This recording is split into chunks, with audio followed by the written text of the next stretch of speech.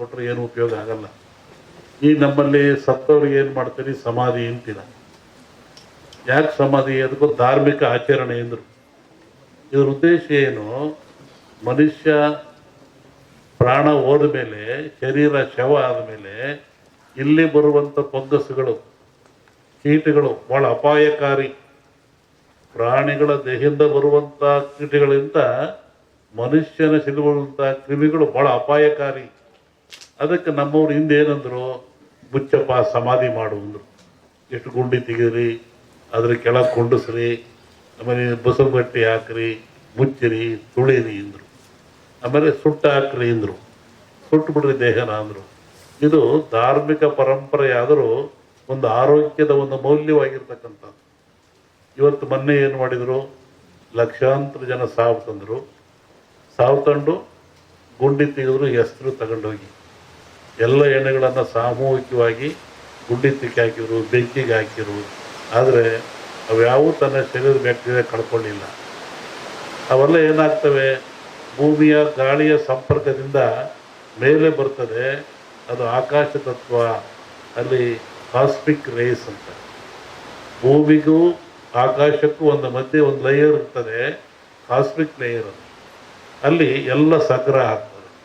ಹೆಂಗೆ ನೀರು ಮೇಲೋಗಿ ಮೋಡವಾಗಿ ಗಾಳಿಯಿಂದ ಭೂಮಿಗೆ ಬರ್ತದೆ, ಹಾಗೆ ಒತ್ತಡ ಬಂದಾಗ ಅವು ಕೆಳಗೆ ಬರ್ತದೆ.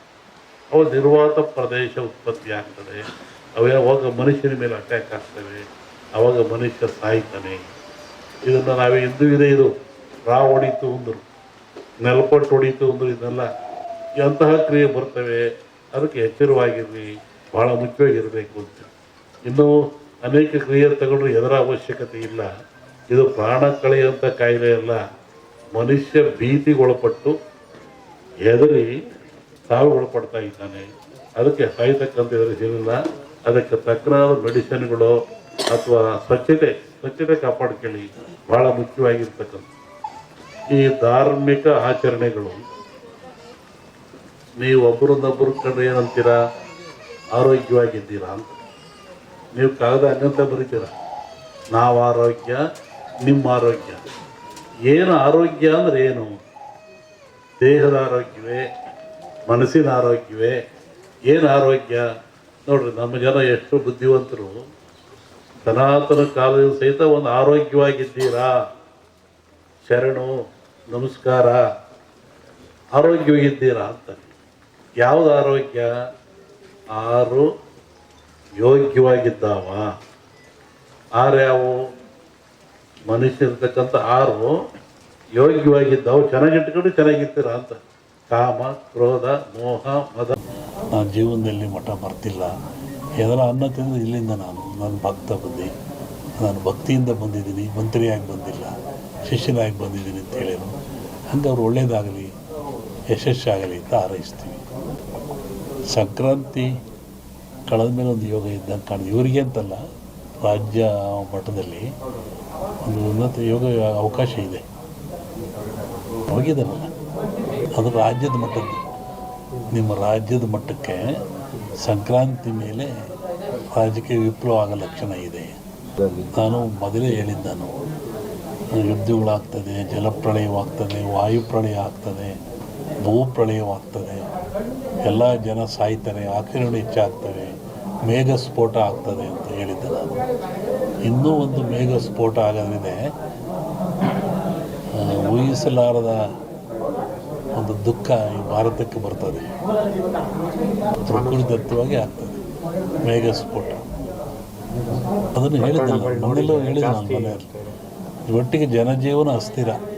ಯಾವಾಗ ಮನೆಗೆ ಬರ್ತಾನೆ ಹೋಗ್ತಾನೆ ಅಂತ ಹೇಳೋದು ಕಷ್ಟ. ಅಸ್ಥಿರ ಇನ್ನೂ ಜಾಸ್ತಿ ಆಗ್ತದೆ.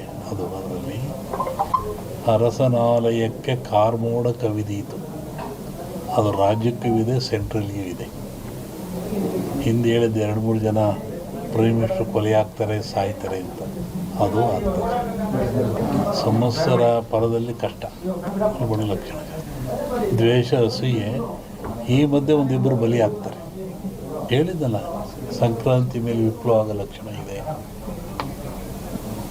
ಇಲ್ಲ ಸರ್, ಸಿದ್ದರಾಮಯ್ಯಗೆ ತೊಂದರೆ ಇಲ್ಲ. ಮೂಡ ಬರುತ್ತೆ, ಮೂಡ ಹೋಗುತ್ತೆ ಅಷ್ಟೆ. ಏನು ಆಶೀರ್ವಾದ ಬಂದರೆ ಆಶೀರ್ವಾದ ಆಗ್ತದೆ. ಜಗತ್ತಿನ ಸುದ್ದಿ ಈಗಲೂ ಇದೆ. ಅವಾಗ ಸಂಕ್ರಾಂತಿ ಒಳಗೆ ಮೇಘ ಸ್ಫೋಟ ಅನ್ನಲ್ಲ, ರಾಜಕೀಯ ವಿಪ್ಲವ ಇನ್ನೊಂದು ಸತಿ ಥರ ಆಕ್ಸಿಡೆಂಟು ಆಗ ಲಕ್ಷಣ ಇದೆ.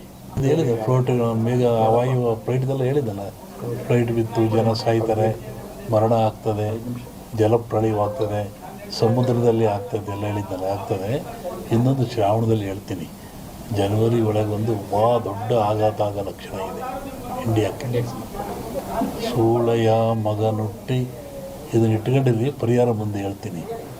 ಸೂಳೆಯ ಮಗನುಟ್ಟಿ ಆಳುವನು ಮುನಿಪುರವ, ಯುದ್ಧವಿಲ್ಲದ ಮಡಿಯೇ ಪುರವಲ್ಲ ಕೂಳಾದೀತು.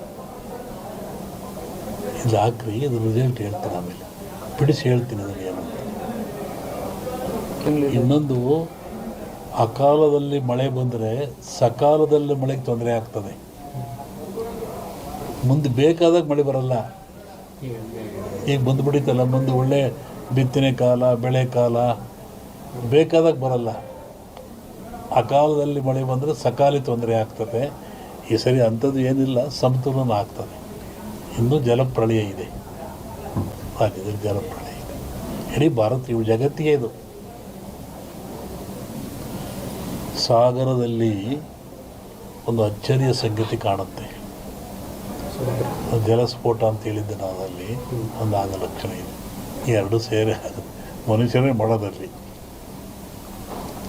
ಕೆಲವೊಂದು ಹೇಳೋಕ್ಕೆ ಹೆದರಿಕೆ ಆಗುತ್ತೆ.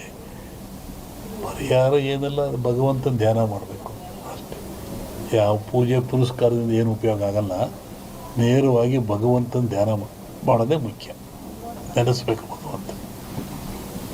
ಸೂಳೆಯ ಮಗನುಟ್ಟಿ ಆಳುವನು ಮುನಿಪುರವ, ಯುದ್ಧವಿಲ್ಲದ ಮಡಿಯೇ ಪುರವಲ್ಲ ಕೂಳಾದೀತು. ವಿಷ್ಣು ವಾಮಾವತಾರದಲ್ಲಿ ವಾಮನ ಭೂಮಿ ಕೇಳಿದ, 3 ಅಡಿ ಭೂಮಿ ಕೇಳಿದ, ಎಲ್ಲ ಉಳಿತು. ಅಮೇರಿಕಾ ದೇಶದಲ್ಲಿ ಅಲ್ಲೇ ತುಳಿದವನ್ನ ವಿಷ್ಣು ವಾಮಾವತಾರದಲ್ಲಿ ಬಲಿಯ. ಅದನ್ನು ಮುನಿಪುರ ಅಂತ ಕರೆದರು. ಏನ್ಸಂಡ್ ಇಂಡಿಯನ್ ಹಿಸ್ಟ್ರಿ ಒಳಗೆ ಅಮೇರಿಕವನ್ನು ಮುನಿಗೆ ದಾನ ಕೊಟ್ಬಿಟ್ನಲ್ಲ ಅವನು, ವಾಮನಿಗೆ ದಾನ ಕೊಟ್ಟನಲ್ಲಪ್ಪ, ಅದು ಮುನಿಪುರ ಅಂತ. ಯುದ್ಧವಿಲ್ಲದ ಮಡಿಯ ಪುರವಲ್ಲ ಕೂಳಾದೀತು ಅಂತ. ಮುನಿಪುರ ಅಂದರೆ ಅಮೇರಿಕವನ್ನು ಮುನಿಪುರ ಅಂತ ಕರೀತಾರೆ. ಅದು ಅಮೇರಿಕ ಒಂದು ದೇಶದಾಗ ಎಲ್ಲರೂ ಸೇರ್ಕೊಂಡ್ರದಲ್ಲಿ. ಶ್ರಾವಣದ ಮೇಲೆ ಹೇಳ್ತೀನಿ ಅದ್ರ ಬಗ್ಗೆ. ಹೇಳಿದ್ದೀನಿ, ಇನ್ನೂ ನೋಡ್ತಿರ್ಬೇಕಾರೆ. ಹಿಂದೆಲ್ಲ ಹೇಳಿದ್ನಲ್ಲ, ಮೊನ್ನೆ ಹೇಳಿದ, ಕೆಲವು ಮುಳುಗ್ತವೆ ದೇಶಗಳು, ಕೆಲವು ಹೇಳ್ತವೆ, ಹೊಸ ರಾಜ್ಯಗಳು ಉತ್ಪತ್ತಿ ಆಗ್ತವೆ ಅಂತ ಮೊನ್ನೆ ಹೇಳಿದ್ದೆ. ಮತ್ತು ಮದ್ದಿಲ್ಲದ ಕಾಯಿಲೆ ಬರುತ್ತೆ, 5 ವರ್ಷ ಇರುತ್ತೆ ಕಾಯಿಲೆ ಅದು. ಮತ್ತು ಕೊರೋನಾ ಬಂತು.